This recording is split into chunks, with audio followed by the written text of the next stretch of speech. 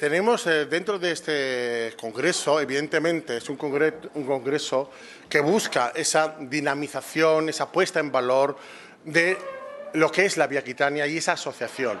Tenemos la suerte de contar con otra asociación que también promueve el Camino de Santiago desde Vigo, aquí presente. Don César González Crespán, perdonad porque hemos confundido un error en la escritura y le hemos cambiado, porque tiene el apellido. Le pedimos disculpas. César, de la Asociación de Camino de Santiago de Vigo, que nos, como bien dice, las calzadas y el peregrinar tan importante que tenemos. Por favor, César. Muchas gracias. ¿Me oís? Hola. Hola. Bueno, el título ya veis ahí, que es la Vía Romana número 20, Perloca Marítima, justificación del Camino de Santiago, las aras sestianas y el Monte Medulio. Esto es de lo que voy a hablar.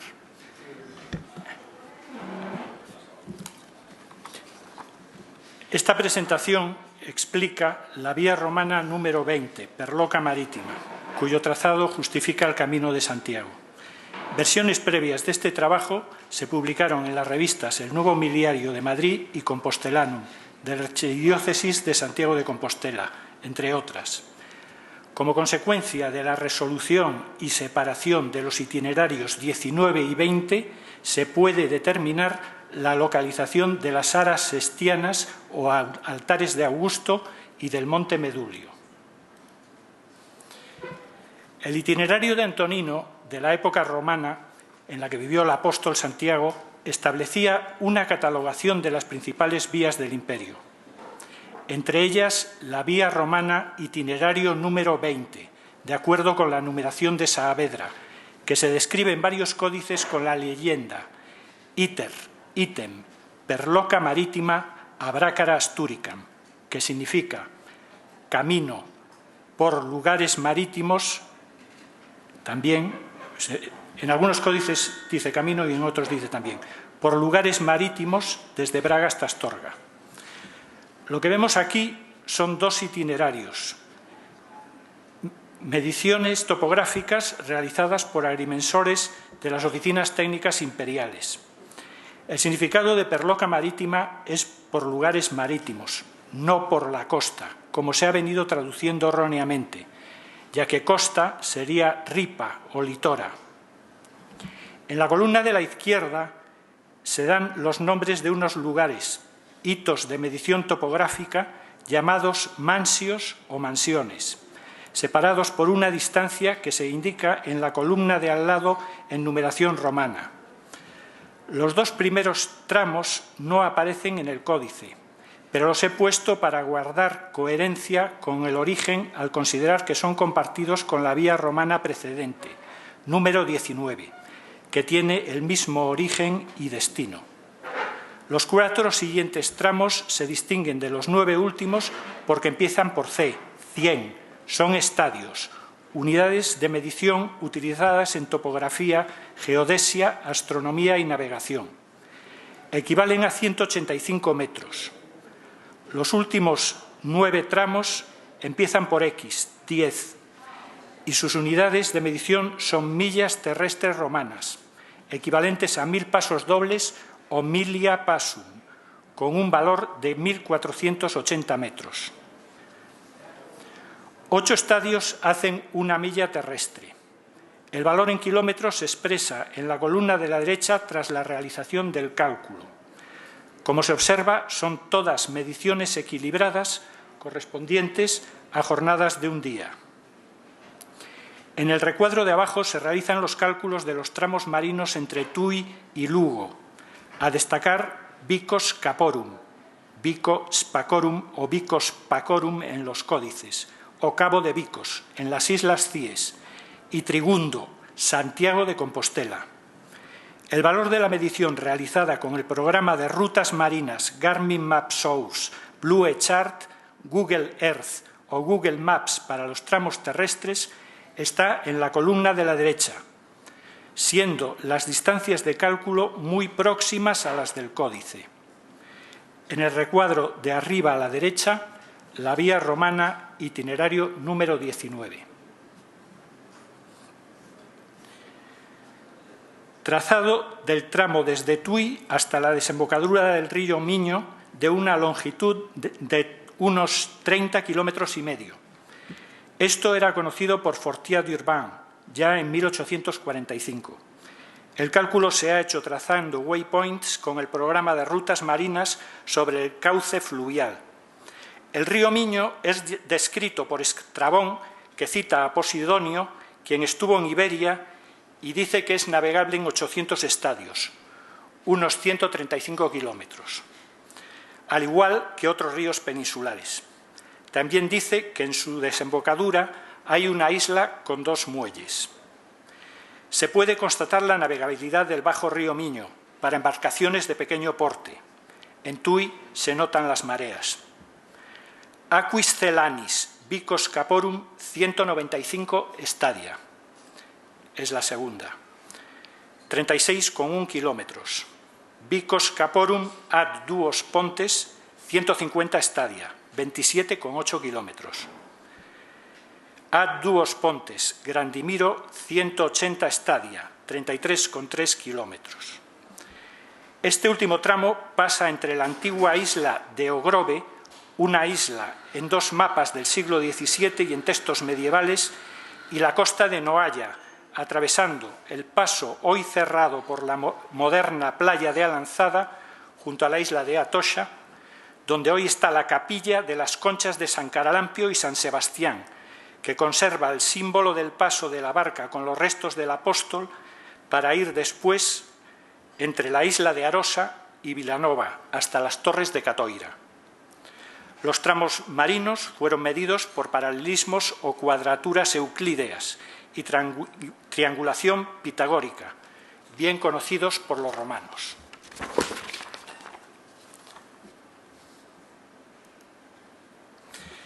En esta imagen vemos el Cabo de Vicos, en la isla sur de las Cíes, que marca el punto norte del canal sur de entrada a la ría de Vigo. Frente a este lugar pasó la barca con los restos del apóstol, al entrar en las Rías Bajas, para llegar al puerto de Iria, procedente de Jaffa, Palestina. En las aguas al norte del Cabo de Vicos se han encontrado gran cantidad de anclas líticas púnicas. Esto sugiere la existencia de una zona de fondeo de naves oceánicas antiguas en las aguas protegidas al norte del Cabo de Vicos. Si nos situamos en Ad Duos Pontes, Castro de Nuestra Señora de Alanzada, esta imagen explica el significado del nombre del lugar, hacia los 2 pontes, siendo el primero de ellos un lugar llamado así, Pontes, a 2 kilómetros, en Sanxenxo, y el segundo, Pontevedra, a 25 kilómetros, en cuyo municipio hubo otro Pontes en tiempos antiguos, origen de la primera mitad del nombre de esta ciudad. A partir de las Torres de Catoira sigue el recorrido del itinerario ya por tierra, puesto que las unidades de medición son millas terrestres, encajando la distancia de los medidores romanos medida por conteo de pasos dobles calibrados con las del cálculo de Google Maps. Sigue el camino por Padrón, Iria, Escravitude, Milladoiro, hasta llegar en tiempos lejanos a lo que hoy son los restos de unas termas y una necrópolis romanas que constituyen la base sobre la cual se construiría siglos más tarde la Catedral de Santiago de Compostela. La suma de las distancias de los 3 tramos siguientes del itinerario coincide aproximadamente con la distancia natural a pie entre Santiago de Compostela y Lugo, de donde se deduce la situación de Brigetium por Boente, Arzúa, donde debe encontrarse un castro que se llamaba de esta forma. Este nombre parece más acertado que Brigantium, que se sitúa demasiado al norte en Bergondo o Betanzos, estando aquel nombre en un lugar más adecuado al sureste de la anterior, de acuerdo con la geografía de Claudio Ptolomeo. La vía sigue hacia Lugo por el antiguo Camino Real, pasando por los milieros romanos de San Román de Retorta, Pacurín y Santa Eulalia de Bóveda. El recorrido del itinerario entre Lugo y Astorga coincide con el trazado con Google Maps pasando por Pedrafita, Castro de la Ventosa, Cacabelos, Ponferrada, Bembibre y Manzanal del Puerto. Los lugares marítimos: Tude, Tui, río Miño; Aquis Celanis, Insua Nova, desembocadura del río Miño; Vicos Caporum, Cabo de Vicos, Islas Cíes; Ad Duos Pontes, Castro, Playa Alanzada; Grandimiro, Torres del Oeste de Catoira y Trigundo, Santiago de Compostela. Mapa con las dos vías 20 y 19 separadas lógicamente, deduciéndose la traza de esta última a partir de las evidencias arqueológicas de la catalogación de los miliarios del noroeste peninsular de Rodríguez Colmenero. Esta resolución de las vías 19 y 20 es coherente con los códices medievales, como el Códice Calixtino, que establecía una navegación en dirección sur-norte de la barca con los restos del apóstol Santiago o Translatio Sancti Jacobi frente a las costas occidentales de la península ibérica en el siglo I después de Cristo, y por las Rías Bajas, que entronca con las leyendas y tradiciones marineras gallegas como la del Caballero de las Conchas de Bouzas, única leyenda conocida sobre el origen de la concha de Vieira como símbolo del peregrino, y la ruta del mar de Arosa y del río Ulla. También establece la peregrinación terrestre en dirección este-oeste desde antes de los tiempos de Carlomagno hasta Santiago de Compostela.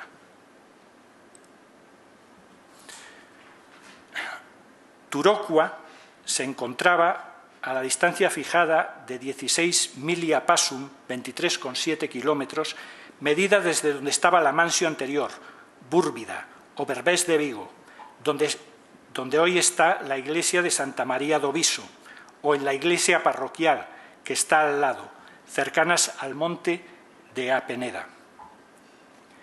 Aquis Celinis, Caldas de Reis, donde se ha encontrado un miliario romano a la distancia fijada de 24 milia passum, 35,5 kilómetros, medida desde la mansio anterior.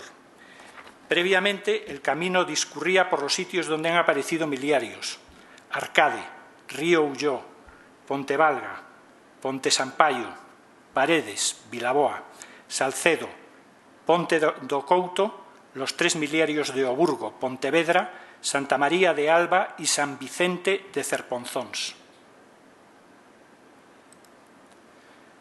Aquí vemos los códices parisienses, laurentinianos y vindobonenses.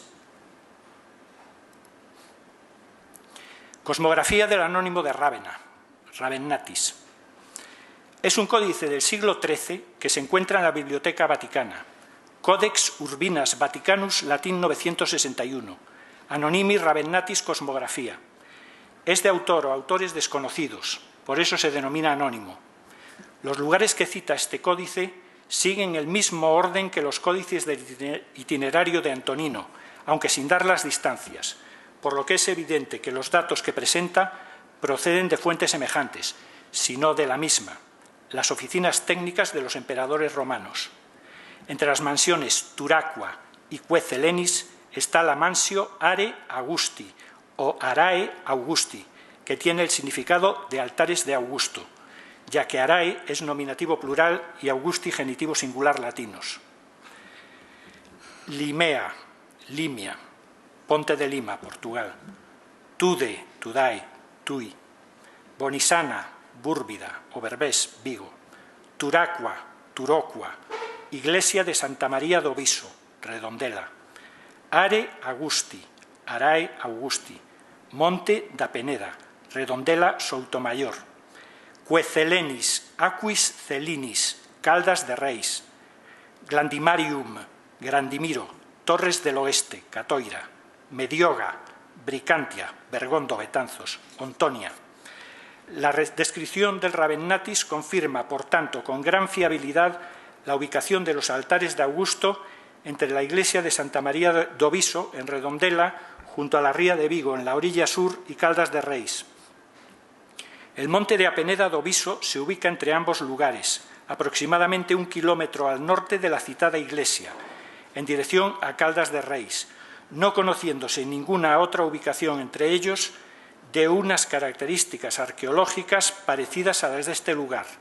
La resolución de las vías 19 y 20 del itinerario de Antonino permite identificar la ubicación de Turocua y Aquiscelenis en el itinerario número 19. Sillares de piedra que pueden ser los restos de un edificio, uno de los 3 altares de Augusto que citan los autores antiguos: Pomponio Mela, Plinio el Viejo, Claudio Ptolomeo, el Ravennatis o las inscripciones de Tarragona. Otra de las estructuras construidas o excavadas en el monte de la Peneda d'Oviso. Restos de construcciones en la Peneda. Restos de broques labrados se encuentran esparcidos por todo el monte. El monte de la Peneda d'Oviso, que se encuentra a 1 kilómetro al norte de la iglesia de Santa María d'Oviso, Turacua, en dirección a Caldas de Reyes, Aquiscelenis. La iglesia de Santa María d'Oviso es, con toda probabilidad, la iglesia de Toruca, que aparece en el parroquial Suevo, entre las iglesias de la diócesis de Tui. También es la iglesia que aparece en las cantigas de Santa María de Alfonso X el Sabio, en la cual la Virgen realiza el milagro de curar el ala herida del azor de un caballero proveniente de Touro, Ribeira. La explanada del Alcornoque. Los principales restos comentados anteriormente se encuentran en la pendiente hacia el sur, por detrás. 2 tomografías realizadas por el geólogo Óscar Pazos Rodríguez en la explanada del Alcornoque, en las que se comprueba la solidez del monte, que es roca pura, sin cámaras ni huecos en su interior, pese a la existencia de una entrada que continúa en un pasadizo, construido en época incierta, que parece que está truncado al cabo de unos 10 metros. Las construcciones se extienden por todo el monte. Mapa de ciudades y pueblos del noroeste tarraconense realizado con las latitudes y longitudes de la geografía de Claudio Ptolomeo. Son 514 puntos para Hispania. Los puntos de los lugares son estimaciones fundamentadas en los tratados de los historiadores y geógrafos de la antigüedad clásica, así como los relatos de los viajeros y navegantes que constaban en la Biblioteca de Alejandría, llevadas a puntos exactos para reproducir posteriormente el mapa de forma fiel. En la península ibérica se tomaron mediciones solo en 9 lugares: Astúrica, Clunia, César Augusta, Tarraco, Cartago Nova en la Tarraconense, Córdoba, Hispalis, Gades, Gadir o Gadira, Bética, Norba Cesarea y Emérita Augusta, Lusitania.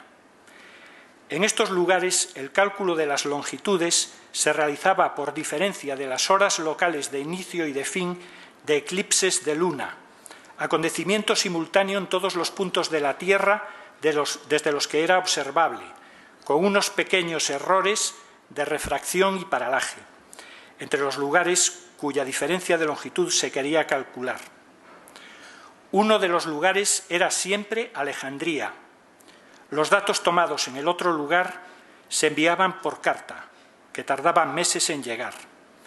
Las latitudes se determinaban por la duración del día más largo medida con la sciotera, medidor de sombras o gnomon vertical, que se llevaba a una tabla confeccionada por Hiparco, con las alturas del polo medidas con el astrolabio para varias ciudades situadas en los mismos meridianos. La altura del polo es igual a la latitud. Tiene la dificultad de localizar el polo por enfilaciones de estrellas, ya que en aquellos tiempos no había estrella polar. Este mapa resuelve el enigma de las islas Casitérides, que son las islas del color del estaño. También, septentrionale vero latus, supraquod Oceanos Cantabricus est situs, sic describitur, post nerium promontorium, aliud promontorium, inquo solis arae, 5,1 45,1. En el lado septentrional, sobre el cual se sitúa el Océano Cantábrico, así descrito, más allá del promontorio Nerio, otro promontorio en el cual están los altares del Sol. El Ara Pacis Augustae, levantada en Roma para configurar el fin de las guerras en la época de Augusto. Una de las torres del oeste de Catoira debía ser la Turrem Augusti, que sitúa a Pomponio Mela, único autor que la cita, a mediados del siglo I a orillas del río Sar. Estas torres están más bien a orillas del río Ulla, a unos 8 kilómetros de la confluencia de ambos ríos. Son las únicas torres de la zona, con restos de la época romana. Paulo Orosio, nacido en Braga, a finales del siglo IV. Vivió hasta principios del siglo V. Anno ab urbe condita, septingenti viginti sex, imperatore Augusto Cesare, sexies. Preterea ulteriores Galiciae partes, que montibus silvisque consitae oceano terminantur. Antistius et firmius legati magnis gravibusque bellis perdomuerunt, nam et medulium montem minio flumini imminentem, in quo se magna multitudo hominum tuebatur, per 15.000 passum fossa circumseptum obsidionis inserunt.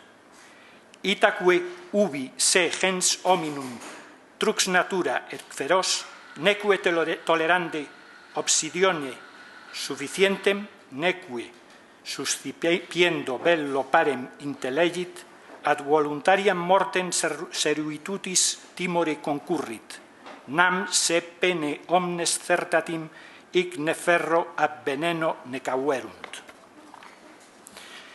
En el año 726, desde la fundación de la ciudad, siendo emperador Augusto César, cónsul por sexta vez, además, en las más lejanas partes de Galicia, en las cuales los montes y las selvas se extienden terminando en el océano, los poderosos legados Antistio y Furnio someten a fuerza de batallas.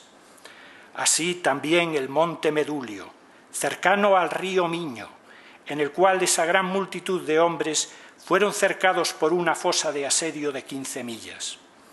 Siendo esa gente hombres de atroz naturaleza y feroces, o no se vieron capaces de resistir el cerco, o no pareciéndoles próximo el fin de la guerra, sus temores les condujeron voluntariamente a todos a la muerte.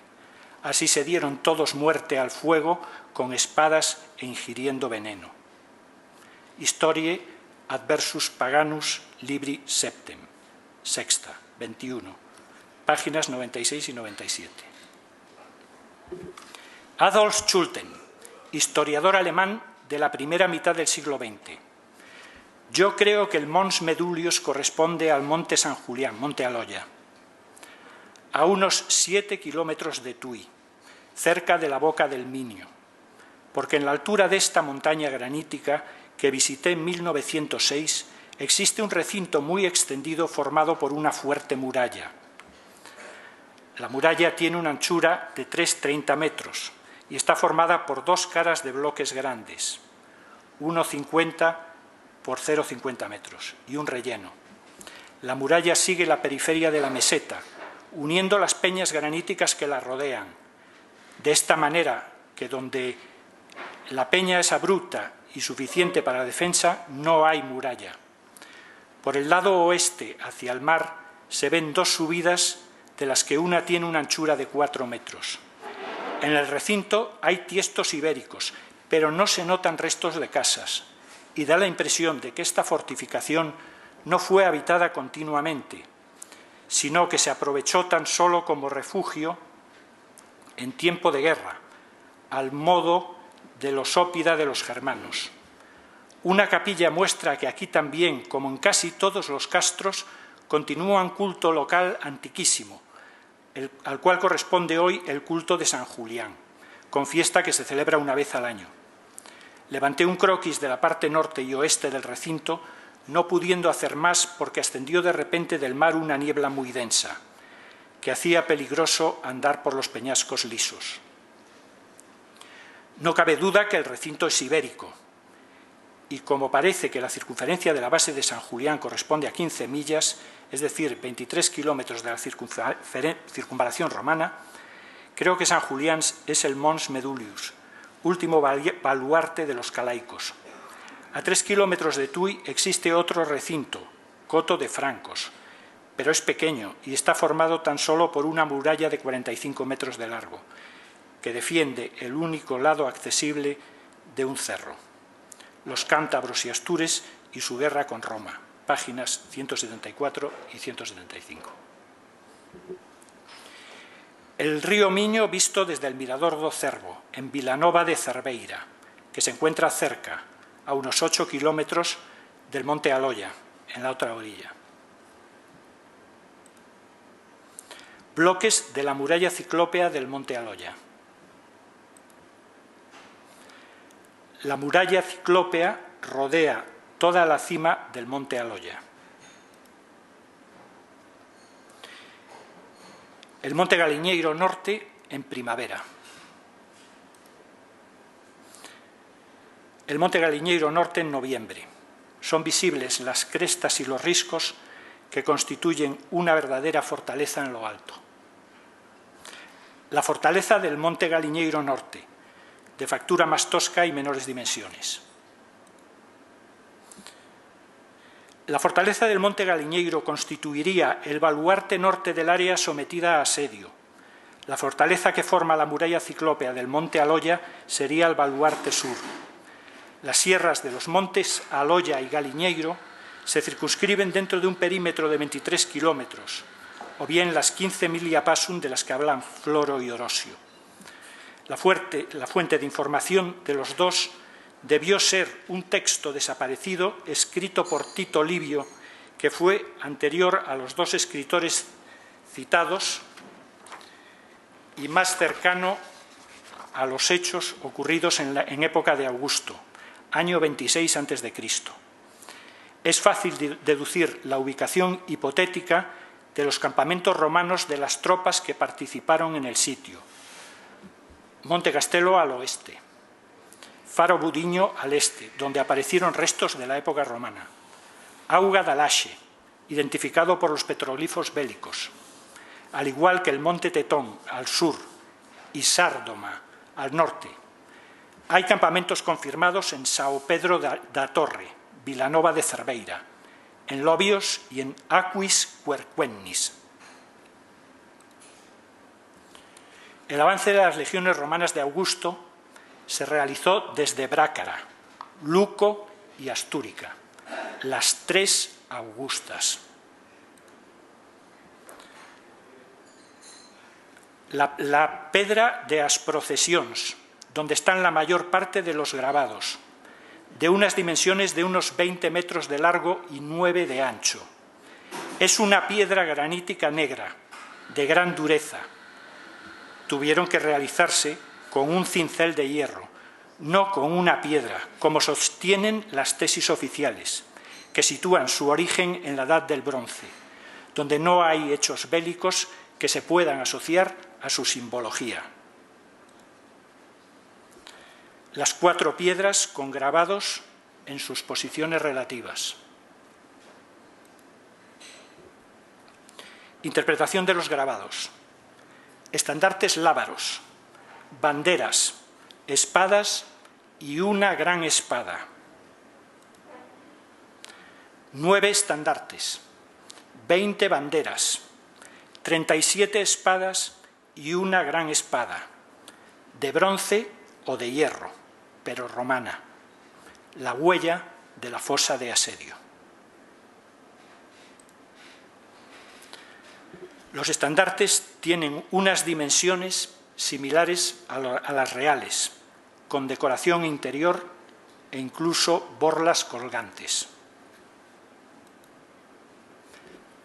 Tejo de la Alameda. Muchas gracias por su atención.